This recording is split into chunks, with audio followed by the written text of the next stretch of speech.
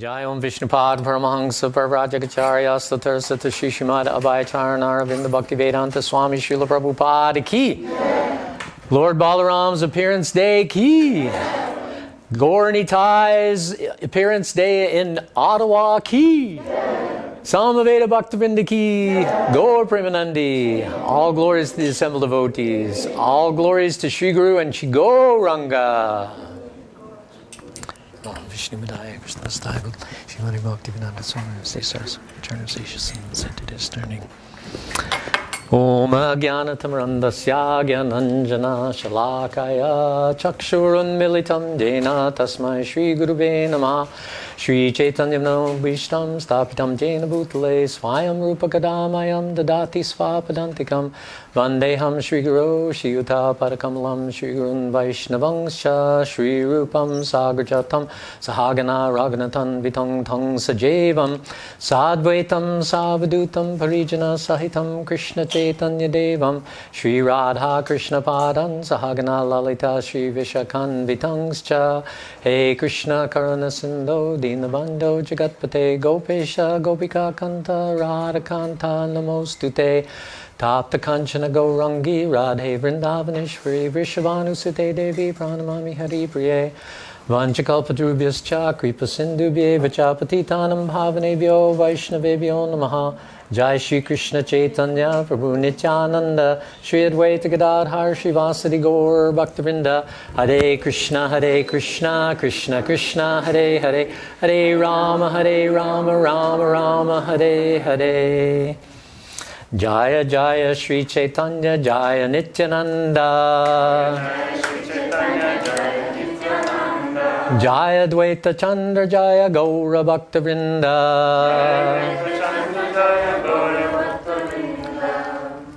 So, that was the invocation that we often chant before reading from the Chaitanya Charitamrita. And some of the best descriptions of who Balaram actually is are contained in the Chaitanya Charitamrita. Because Krishna book, we know that Lord Balaram engages in some of the, but he just kind of appears with Krishna, and we don't really get a sense of his appearance and his activities and his glories and things like that. We just hear that he's there with Krishna and the cowherd boys and, you know, slaying different demons and things like that, but we don't really get a real understanding of his transcendental position. But the Chaitanya Charitamrita, Krishnadasa Kaviraja Goswami gives a very good understanding of who is Lord Lord Balaram. And it's interesting that it does appear in the Chaitanya Charitamrita because we know that Lord Nichinunda, who is on the, when you're facing, on the left-hand side is Lord Nichinunda. And Lord Nichinunda is Lord Balaram. And Sri Chaitanya Mahaprabhu is Krishna. So this is essentially Krishna and Balaram. There is no difference between Krishna and Balaram and Lord Chaitanya and Lord Nichinunda. And that's why Srila Prabhupada actually installed Krishna and Balaram in Vrindavan right beside Gaur Nitai, because he wanted everybody in Vrindavan to really understand. I mean, because most of the Goswamis' temples and everything were there, but there are still a few people in Vrindavan that didn't understand that Krishna and Balaram and Gaur Nitai are non-different than Krishna and Balaram. So Prabhupada just wanted to emphasize that and put them together right on the same altar. So we'll just read a little bit from Chaitanya Charitamrita Adi Leela, chapter 1, chapter 1. Actually, it's Adi Leela 5, chapter 5, text 1. And we'll read a few of these verses. The whole chapter is entitled The Glories of Lord Nityananda Balaram. Let me offer my obeisances to Lord Sri Nichinunda, the Supreme Personality of Godhead, whose opulence is wonderful and unlimited. By his will, even a fool can understand his identity. All glories to Sri Chaitanya Mahaprabhu, all glories to Lord Nichinunda, all glories to Advaita Acharya, and all glories to all the devotees of Lord Chaitanya Mahaprabhu. I have described the glory of Sri Krishna Chaitanya in 6 verses, Now in 5 verses, I shall describe the glory of Lord Nichinunda. The Supreme Personality of Godhead, Krishna, is the fountainhead of all incarnations. Lord Balaram is his second body. That's an interesting way to think about Lord Balaram. He's Krishna's second body. These two are one and the same identity. They differ only in form. Lord Balaram is the first bodily expansion of Krishna, and he assists in Lord Krishna's transcendental pastimes. That original Lord Krishna appeared in Navadvip as Lord Chaitanya, and Balaram appeared with him as Lord Nichinunda. May Shri Nichinunda Ram be the object of my constant remembrance. Shankarshan, Sheshanaga, and the Vishnus who lie on the Karana ocean, Garbha ocean, and ocean of milk are his plenary portions and the portions of his plenary portions. Lord Balaram is the original Shankarshan. He assumes 5 other forms to serve Lord Krishna. So just to take a step back for a second, Lord Krishna has unlimited expansions. It's described that the expansions of Krishna are as innumerable as the waves in the ocean.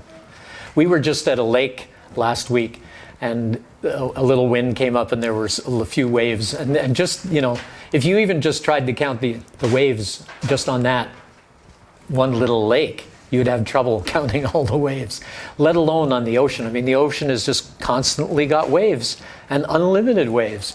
You know, sometimes if you're flying back from India and you're flying over and you look down and you can see the waves in the North Atlantic, or even if you go the other way, you see them in the Pacific.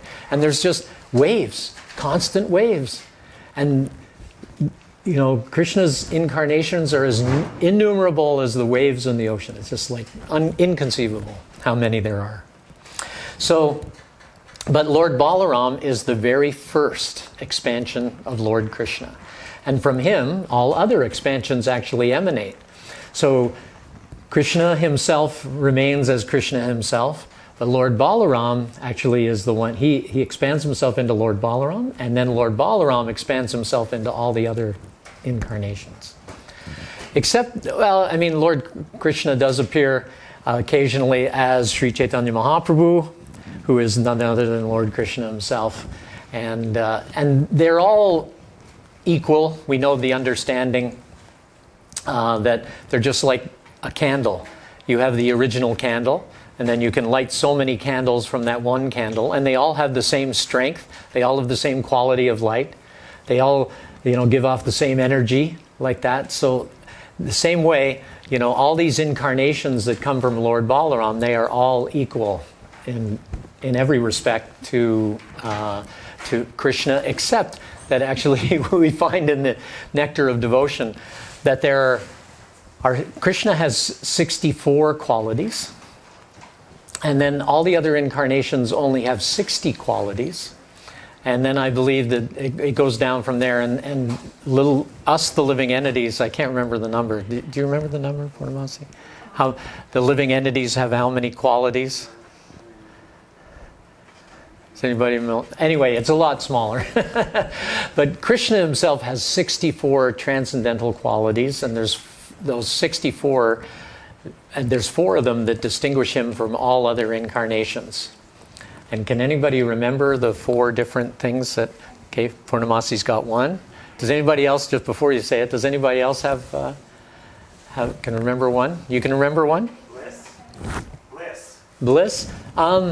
Nope, it's a good, good understanding, but everybody has bliss, because everybody is Satchidananda, right? But there's something that distinguishes Krishna from everybody else. So, okay, we'll start with... He plays the flute. That's right. Any others?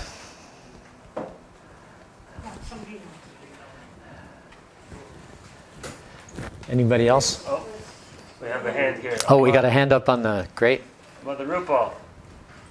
Hare Krishna Prabhu. I was just wanting to say that there was a question that how many qualities can living entities have. So I remember reading it was 78% of what Krishna has. 78%, right, thank you. That is the maximum what the living entities can have, and I think it approximates around 49 to 50 qualities. Thank you, And Prabhu. Radharani has, I think, 25 more than Krishna. Okay. Oh yes, Radharani has extra special qualities. We have a hand here from Guru Prasad Prabhu. Yes. Guru Prasad Prabhu. I thought peacock feather on his cap. Yes, he wears a peacock feather. Very good. Okay, back there somewhere.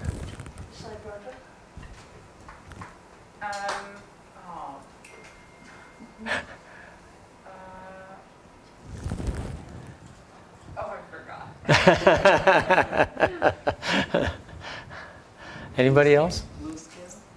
Blue skin? He is the cause of all other incarnations. He is not no other cause. He is the cause for all other incarnations. Right. Is that one of the qualities, though, that actually makes him separate from everybody else? That's listed in the Nectar of Devotion? Well, it says that as you mentioned, there are different candles, but there's the original candle. You know. Okay. He's the original candle. He is the God who promotes love, who teaches love in the world, who takes incarnation to Lover of Radharani. He's the lover of Radharani. That's a really good guess, but I don't know if that's actually one of them. Hang on one second.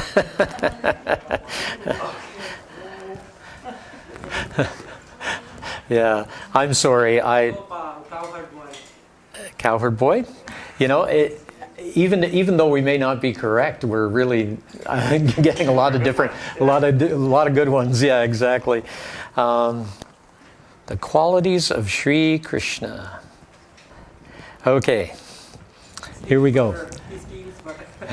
Number 61 is, there is a lot of other qualities, and it's actually really, there's a lot of nectar in here. Because it lists first of all the first 50 qualities of the transcendental, beautiful features of the entire body. Should I read them all? I don't know, it might take a little while. Does everybody want to hear the transcendental qualities of Sri Krishna? Okay. 1. Beautiful features of the entire body. 2. Marked with all auspicious characteristics. 3. Extremely pleasing. 4. Effulgent. 5. Strong. 6. Ever youthful. 7. Wonderful linguist. 8. Truthful. 9. Talks pleasingly. 10. Fluent. 11. Highly learned. 12. Highly intelligent. 13. A genius. 14. Artistic. 15. Extremely clever. 16. Expert. 17. Grateful. 18. Firmly determined. 19. An expert judge of time and circumstances. 20. Sees and speaks on the authority of the Vedas or scriptures. 21. Pure. 22. Self-controlled. 23. Steadfast. 24. Forbearing. 25. Forgiving. 26. Grave. 27. Self-satisfied. 28. Possessing equilibrium. 29. Magnanimous. 30. Religious. 31. Heroic. 32. Compassionate. 33. Respectful. 34. Gentle. 35. Liberal. 36. Shy. 37. The protector of surrendered souls. 38. Happy. 39. The well-wisher of devotees. 40. Controlled by love. 41. All auspicious. 42. Most powerful. 43. All famous. 44. Popular. 45. Partial to devotees. 46. Very attractive to all women. 47. All worshipable. 48. All opulent. 49. All honorable. 50. The supreme controller. The Supreme Personality of Godhead has all these 50 transcendental qualities in fullness, as deep as the ocean. And then it goes on to say, number 51, changeless. Number 52, all cognizant. Number 53, So actually, I'll start this paragraph. Besides all of the above mentioned 50 qualities, Lord Krishna possesses 5 more, which are sometimes partially manifest in the persons of Lord Brahma and Lord Shiva. These transcendental qualities are as follows: 51, changeless; 52, all cognizant; 53, ever fresh; 54, Satchidananda, possessing an eternal blissful body; 55, possessing all mystic perfections. Krishna also possesses 5 other qualities which are manifest in the body of Narayan, and they are listed as follows. 56, he has inconceivable potency. 57, uncountable universes generate from his body. 58, he is the original source of all incarnations. 59, he is the giver of salvation to the enemies whom he kills. And 60, he is the attractor of liberated souls. All these are the transcendental qualities manifest wonderfully in the personal feature of Lord Krishna. Besides these 60 transcendental qualities, Krishna has 4 more, which are not manifest even in the Narayan form of Godhead, what to speak of the demigods or living entities. They are as follows. 61, he is the performer of wonderful varieties of pastimes, especially his childhood pastimes. 62, he is surrounded by devotees endowed with wonderful love of Godhead. 63, he can attract all living entities all over the universe by playing on his flute. And 64, he has a wonderful excellence of beauty which cannot be rivaled anywhere in the creation. So adding to the list these 4 exceptional qualities of Krishna, it is to be understood that the aggregate number of qualities of Krishna is 64. Shri Rupa Goswami has attempted to give evidences from various scriptures about all 64 qualities present in the person of the Supreme Lord. So the rest of this chapter actually goes over each one of those qualities and gives examples of how Krishna has each one of those qualities. So it's a lot of nectar. It's the nectar of devotion. So if you get a chance to get that book, The Nectar of Devotion, it really is filled with a lot of nectar. It was actually the very first book that I got when I came to the Ottawa Temple in 1974. in January of 1974, I came to the temple and for Sunday feast. And when I left the Sunday feast, the devotees gave me a nectar of devotion. Okay, so getting back, we have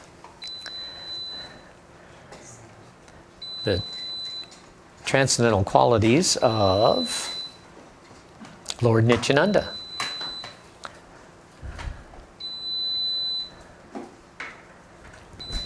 Okay, so we got to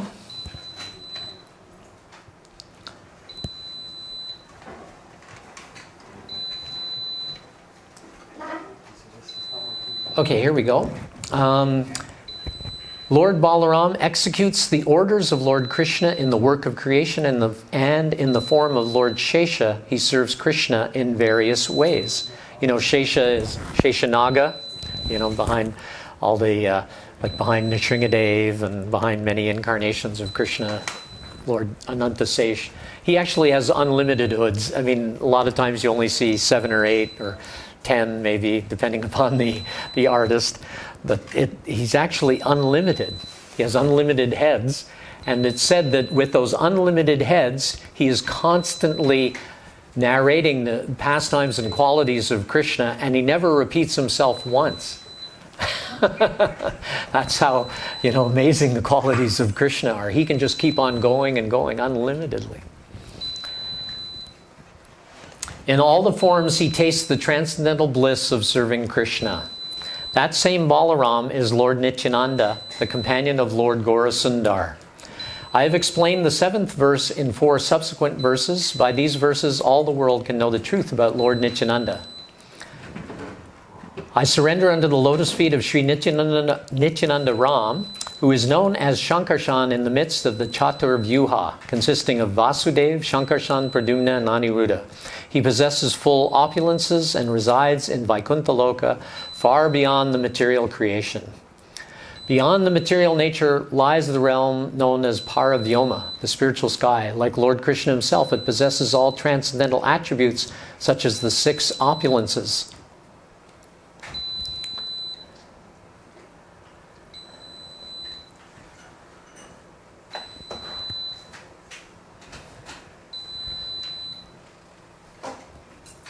Then the Krishnadasa Kaviraja actually quotes the verse, Chintamani prakara sadmasu kalpa vriksha lakshabhriteshu surabir abhipalayantam lakshmi sahasra sata sambrama sevimanam govindam adi purusham damaham bhajami.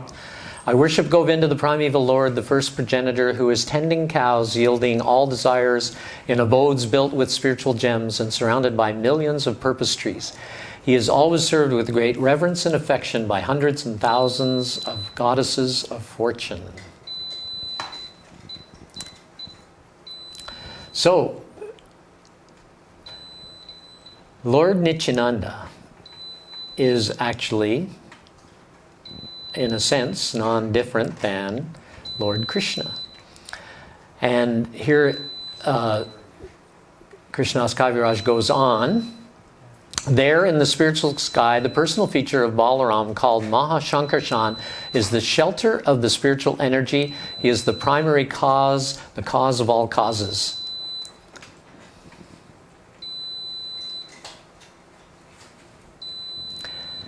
The 6 attributes are all spiritual. Know for certain that they are all manifestations of the opulence of Shankarshan. There is one marginal potency known as the Jiva. Maha Shankarshan is the shelter of all jivas. Shankarshan is the original shelter of the Purusha, from whom this world is created and in whom it is dissolved. He, Shankarshan, is the shelter of everything. He is wonderful in every respect, and his opulences are infinite. Even Ananta cannot describe his glory. That Shankarshan, who is transcendental pure goodness, is a partial expansion of Nichinunda Balaram.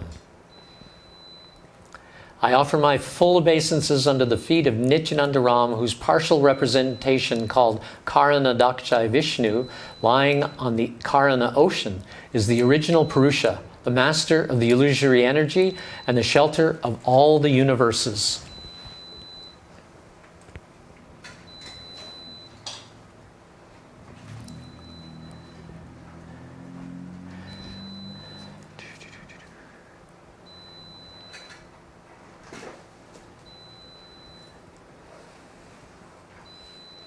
Lord Krishna is the creator, and Maya only helps him as an instrument, just like the potter's wheel and other instruments, which are the instrumental causes of a pot.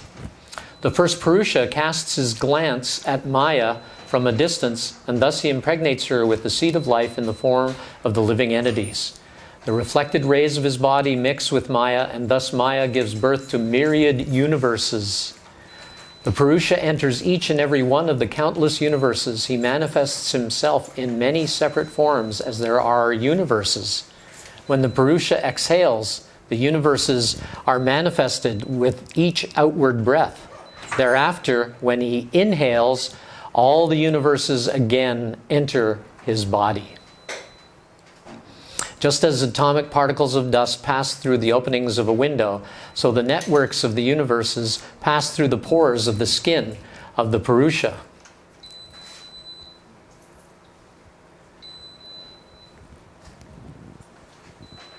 A part of a whole is called a kala. Shri Balaram is the counterform of Lord Govinda. Balaram's own expansion is called Maha Shankarshan, and his fragment, the Purusha, is counted as a kala, or a part of a plenary portion. I say that this kala is Mahavishnu. He is the Mahapurusha, who is the source of other Purushas and who is all-pervading. Garbhodakshai and Kshirodakshai are both called Purushas. They are plenary portions of Karonadashaya Vishnu, the first Purusha, who is the abode of all universes. Vishnu has three forms called Purushas. The first, Mahavishnu, is the creator of the total material energy. Mahat. The second is the Garbhodashai, and he is situated within each universe. And the third is Shirodashai, who lives in the heart of every living being. He who knows these three becomes liberated from the clutches of Maya. Although Karnadashai Vishnu is called Kala of Lord Krishna, he is the source of Matsya, Kurma, and other incarnations. All these incarnations of Godhead are either plenary portions or parts of the plenary portions of the Purusha avatars, but Krishna is the Supreme Personality of Godhead himself. In every age, he protects the whole world through his different features when the world is disturbed by the enemies of Indra.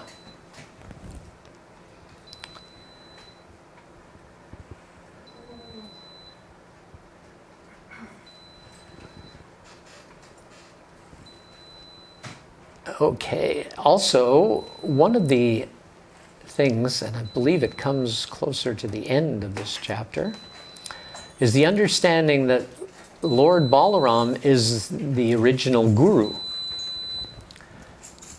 And it is only through, just as Krishna says in the Bhagavad Gita, tadvidi pranipatena pariprashnena sevaya upadekshanti te gyanam gyaninas tattvadarshina. Just try to learn the truth by approaching a spiritual master, inquire from him submissively, and render service unto him, because the self-realized soul can impart knowledge unto you because he has seen the truth. So Lord Balaram, being the first expansion of Lord Krishna, he is the one who knows Krishna better than anyone, right? So he is the original spiritual master because he is the one that is giving the knowledge of Krishna throughout all the universes. And he's making sure that all the living entities that are both in the spiritual sky and in the material sky, all are directed in their service to Krishna. Along with Radharani, Radharani is also the internal energy of Krishna, and she is also directing all the service of everyone who comes in the spiritual world. Radharani is organizing and helping everybody to serve Krishna, and she is encouraging everybody to serve Krishna. Radharani, she much prefers that she can help others to serve Krishna. She is not so interested in directly serving, but because all her servants are also interested in seeing Radharani, serving Krishna, they all are always making arrangements for her to be serving Krishna. So it's kind of a competition, a transcendental competition between Radharani and her servants. Everybody is trying to help each other serve Krishna like that. And really, in our devotional lives, we should see it that way as well. Just like when we go out on Harinam Sankirtan, like we were in the park today chanting, why are we there? Well, first, there's a number of reasons. One of the main reasons is that we're there to glorify the Supreme Personality of Godhead by chanting his name, And so by going out there and declaring the name of Krishna and giving the name to others, other people can start to awaken their service relationship with the Supreme Personality of Godhead. And so it's a wonderful experience. So that is one purpose that we're out there. And one of the main purposes is we're trying to help all of those people that we're giving the holy name to actually not just hear the name and then they walk away. We want them to become actually engaged in devotional service, because it is the only thing that can actually make them truly happy, eternally happy. Everything else, in all service to anybody else, if it's not, if you're not serving Krishna or serving his devotees like that, then you're engaged in serving Maya or serving yourself, through the agency of Maya. And that is never satisfying. It's very fleeting. The amount of happiness that you get from something in the material world lasts for a short time. Even if one is fortunate enough to perhaps, or unfortunate enough, depending upon how you look at it. But the Vedas, the flowery languages of the Vedas, when Vyasadeva first compiled the Vedic scriptures, what did he talk about? He talked about by living in the mode of goodness and performing sacrifices and everything else, that one could elevate themselves through the planetary systems, right? And eventually, hopefully, get back to Siddhaloka and perhaps then get out of the material world. But when Narada Muni, came on the scene and saw that Vyasadeva had written all the wonderful flowery language of the Vedas and promising people a lifetime of happiness, or in the spiritual sky, it's still only a lifetime of happiness, even though that lifetime may last for what appears to be an extremely long time, like millions of years in Earth years. You may live for millions of years and enjoy soma rasa, which is a very intoxicating drink and which gives one eternality, or not eternality, but gives one great health and vibrancy for millions of years. It's not eternal, but gives one strength for a long period of time. So, even though one may have all these things, it's so, temporary. It doesn't last forever. You still have to eventually die, and you eventually fall away from that high level of enjoyment in the spiritual sky.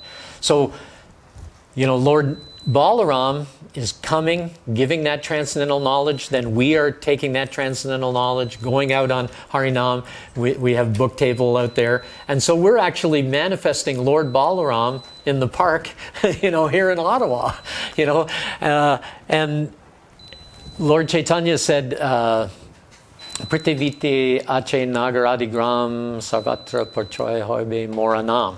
That my name will be heard in every town and village of the world. So here we have Ottawa. At the time that Lord Chaitanya said that, Ottawa didn't even exist.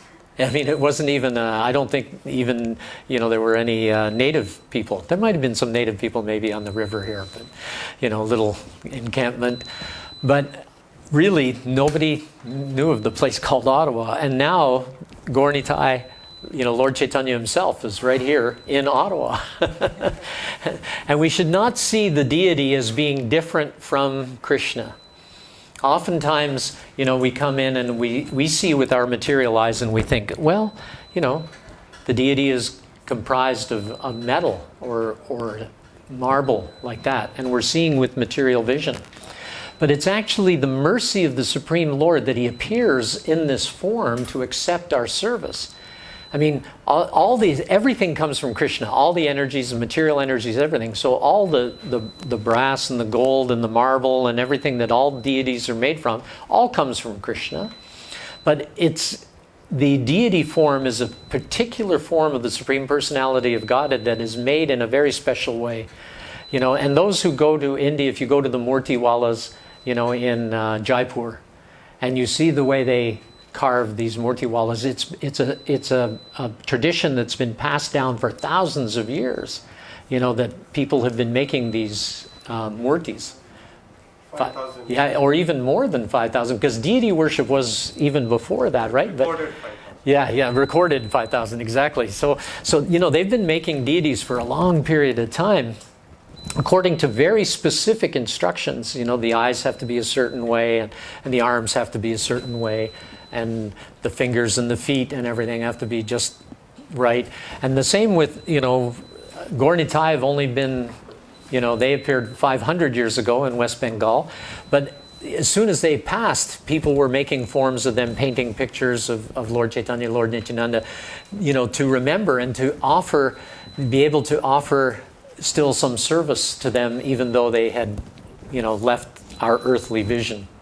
So Lord Chaitanya and Lord Nichinunda have appeared here in Ottawa in this form, just simply to accept our service. And if we take up that service, we can actually become truly happy. If we neglect that service, guaranteed our lives will just become more and more painful. And we'll end up suffering, right up until the end of our days. But if we take up the service of Sri Chaitanya Mahaprabhu and Lord Nichinunda, and we help others to also hear the name of Krishna and to become enlivened in the service of Krishna, then the happiness just grows and grows. I mean, when we were out there chanting today, I don't know how many were with us, but whoever was there today down in the park, it was really ecstatic. You're there chanting the name, and people are walking by hearing the holy name, and it's just, you can feel Krishna amongst all the devotees. And whenever there's a really nice kirtan going on, Krishna is present. He's there in His name. And so That is the real pleasure for the soul, to be in contact with Krishna. The material body has its wants and desires, but they all come and go, and they never give us true happiness.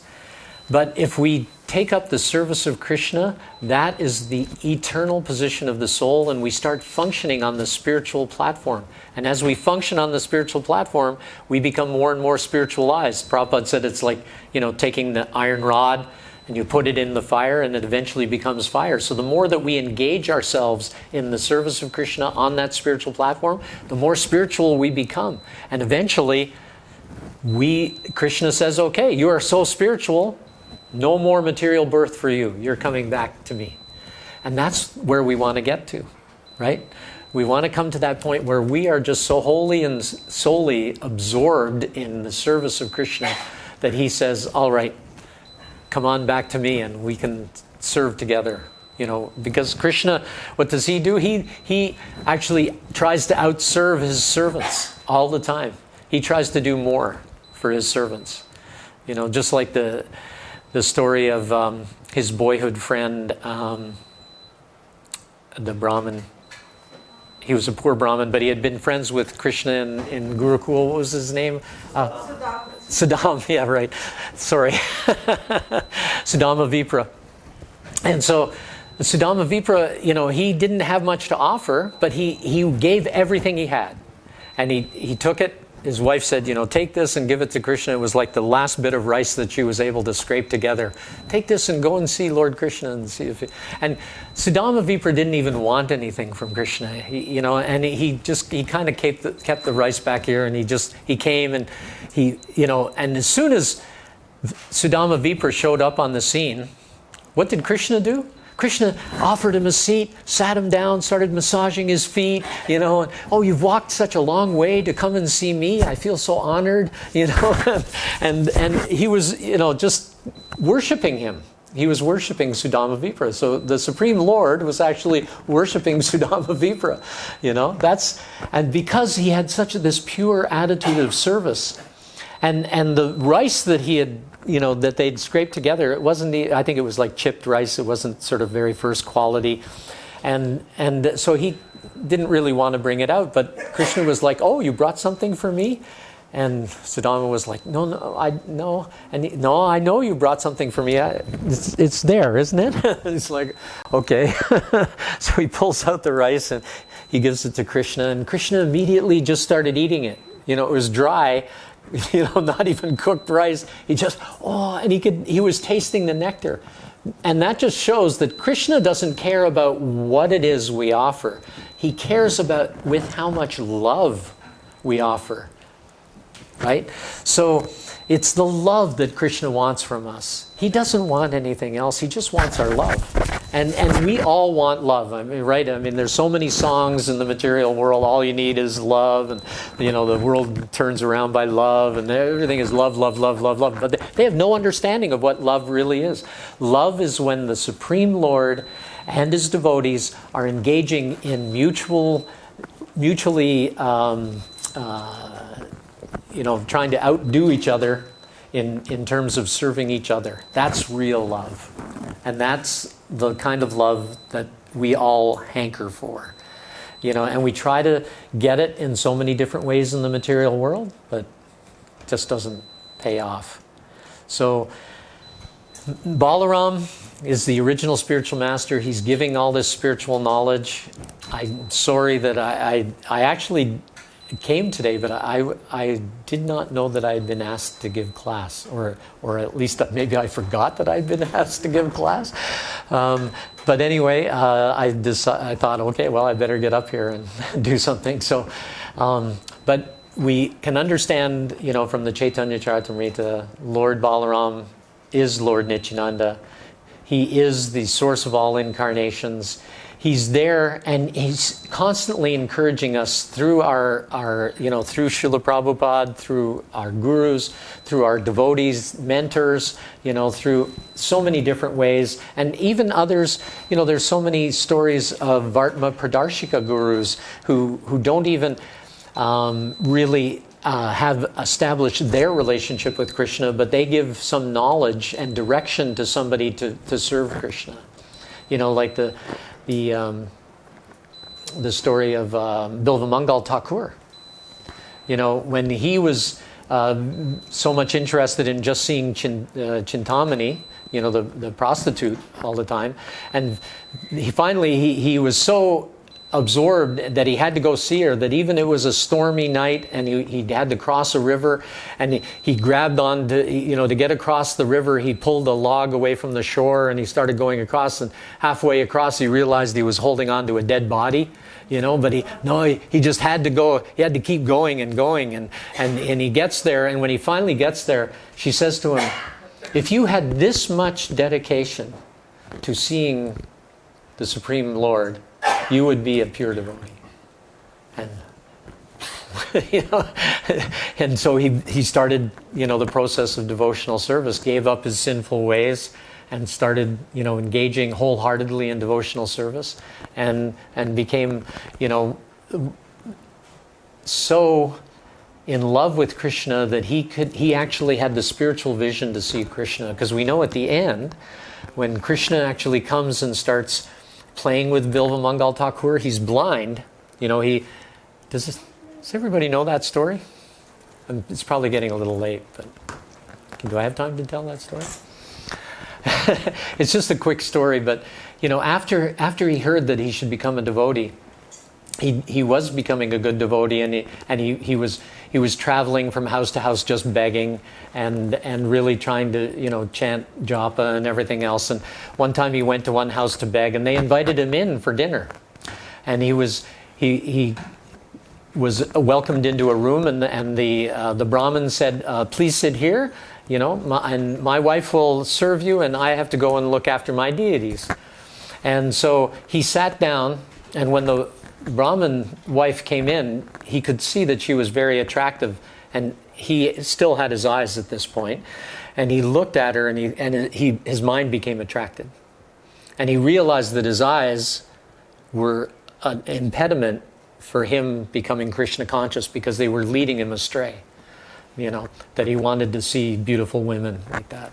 So what did he do?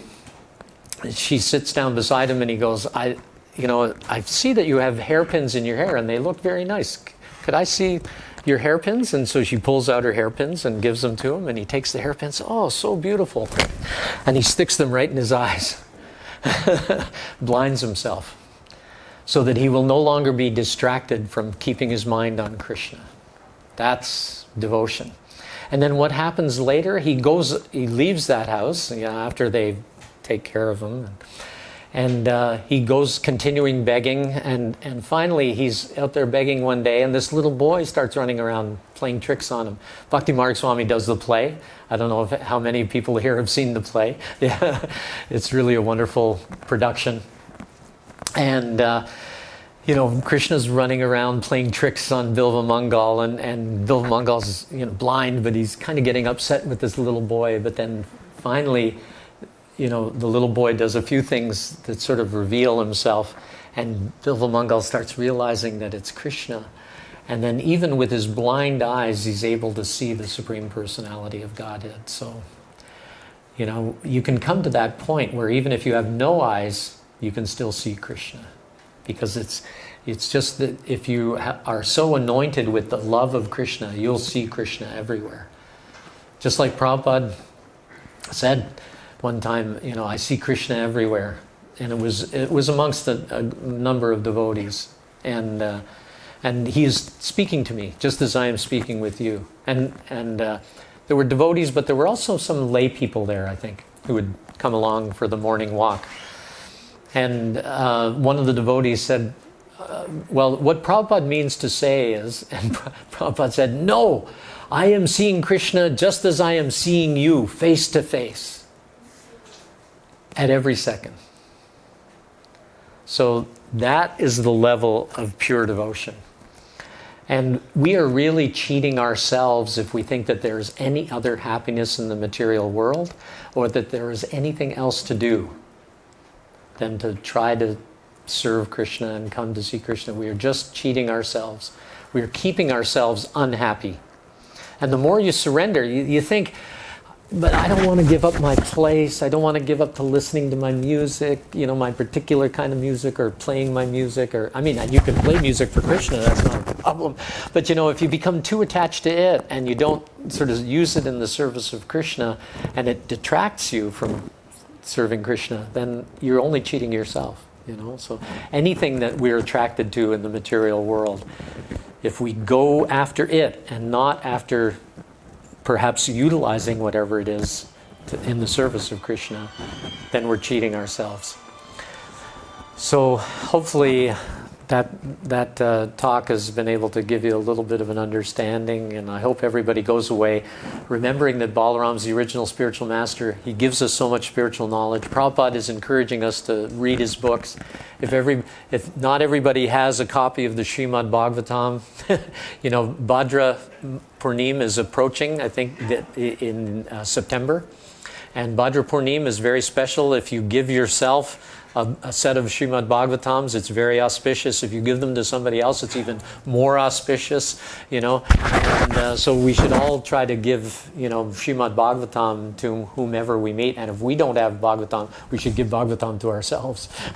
I don't know, do you have many sets of Bhagavatams? Just ordered some more sets, they're on their way. Oh, great. So more sets are coming. So anybody who doesn't have it, or if you know a friend or somebody, who would like to have a set of Srimad Bhagavatams, and do you do like an installation? Yeah, we can. Yeah, Absolutely. I know they in Toronto, when generally if the people want, we install the Bhagavatams in their houses, and we put the Bhagavatam on the shelf. There's a full artique, to the Srimad Bhagavatams and everything, and Kirtan, and so it's a really wonderful, expression of understanding, between that. Now the Bhagavatam, so Krishna in his literary incarnation, the Srimad Bhagavatam, or Vyasadeva is known as the literary incarnation of God. He wrote the Bhagavatam, but the Srimad Bhagavatam itself is also Idang Bhagavatam Nama Puranam Brahma Samitam Uttama Shloka Charitam Chakara Bhagavan Rishi Nishrayasaya Lokasya Danyang Swastaya Namahat. This Srimad Bhagavatam is the literary incarnation of God, and it was compiled by the incarnation of God, Srila Vyasadeva. It is meant for the ultimate good of all people, and it is all blissful, it's all perfect, all successful, and all blissful. So, definitely give yourselves Bhagavatams if you don't have them, and definitely give them out to others.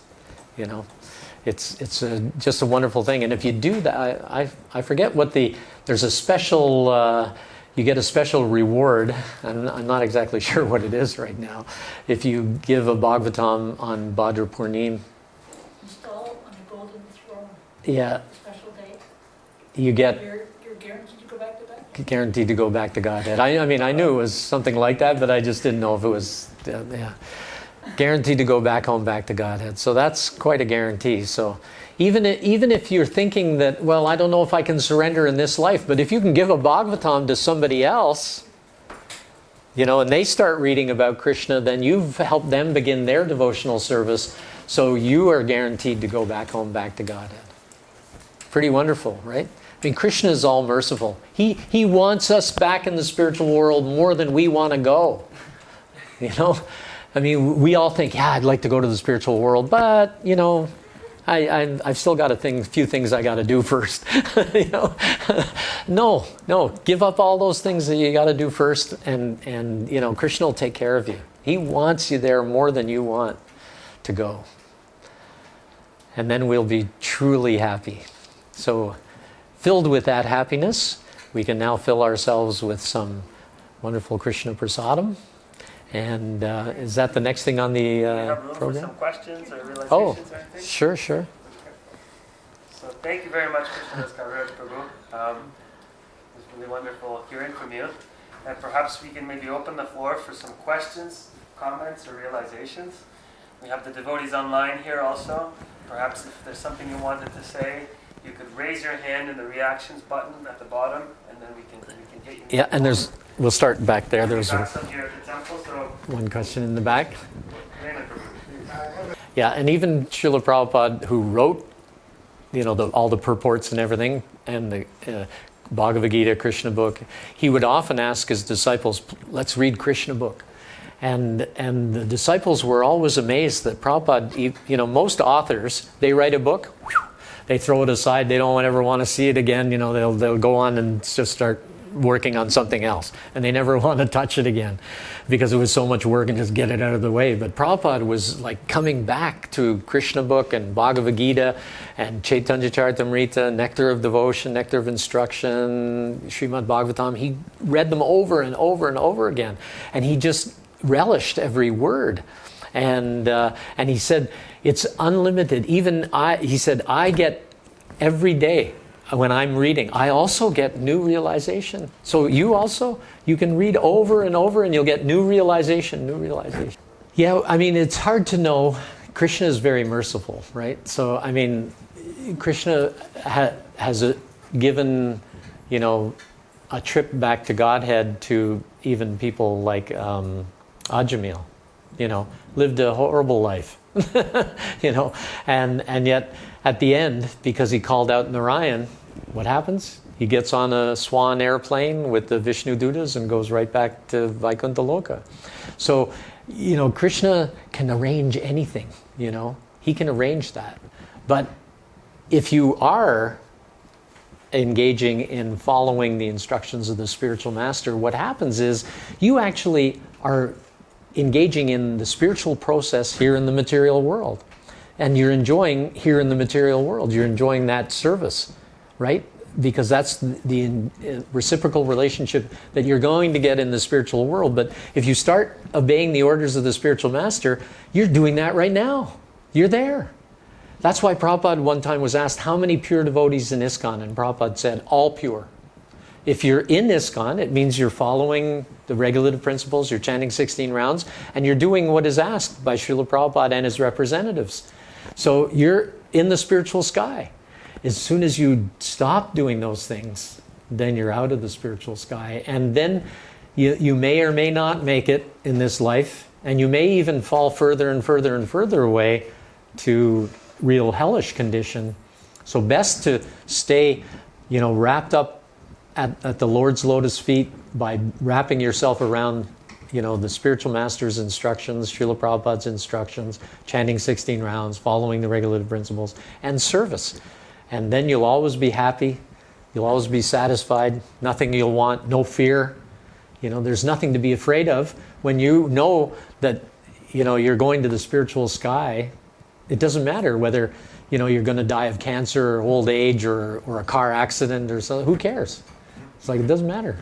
Right? The problem is that sometimes I exercise freedom, and that's where... Right. Yeah. As soon as we start to exercise a little bit of selfishness... That's where things go. Yeah.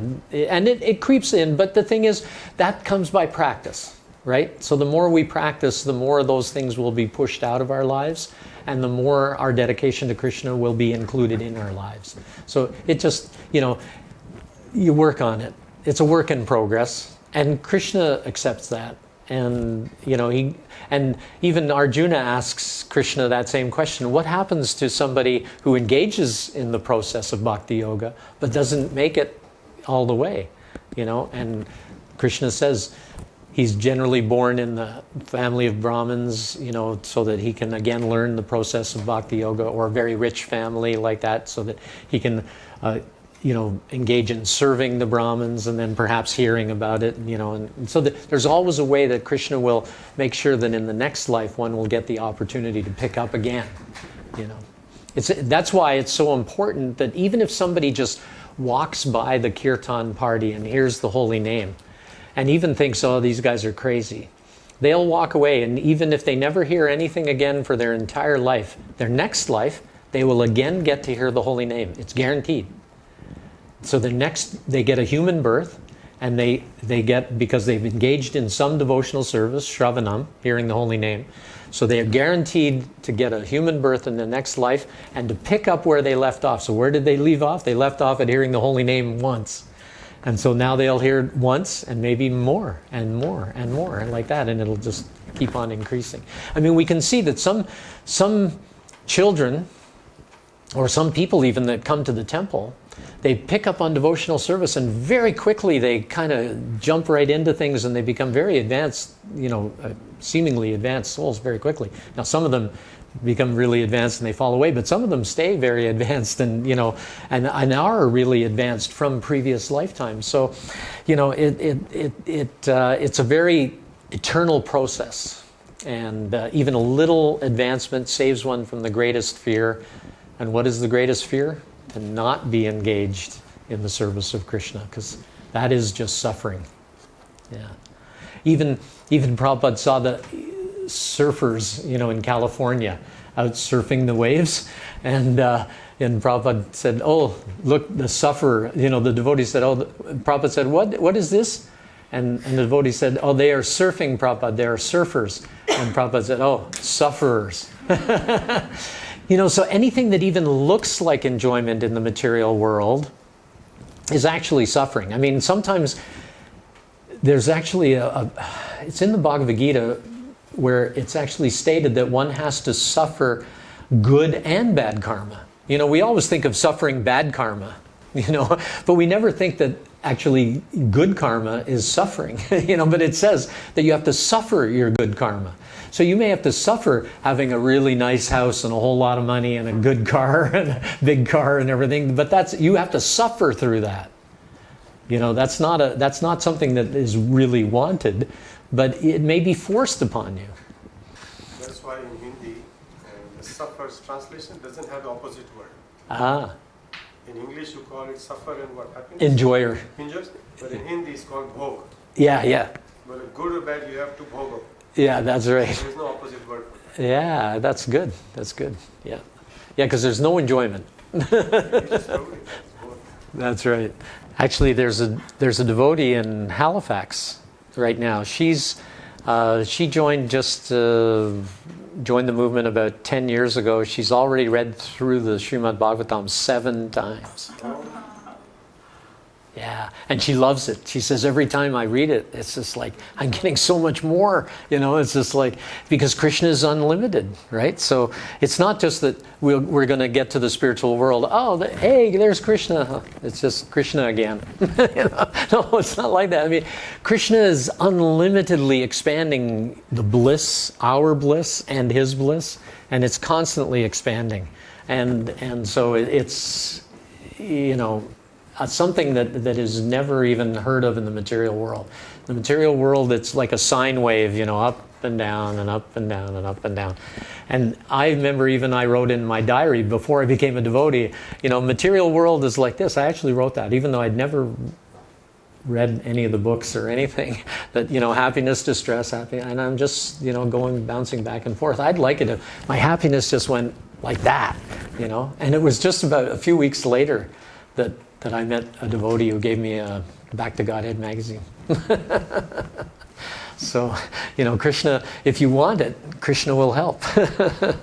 And if you want to serve, Krishna will help you. If you want to surrender, if there's something in your life that you're really attached to, that you think this is getting between me and Krishna, and if you pray to Krishna, please give me, the strength to give up this thing so that I become more attached to you, Krishna can help you just like that.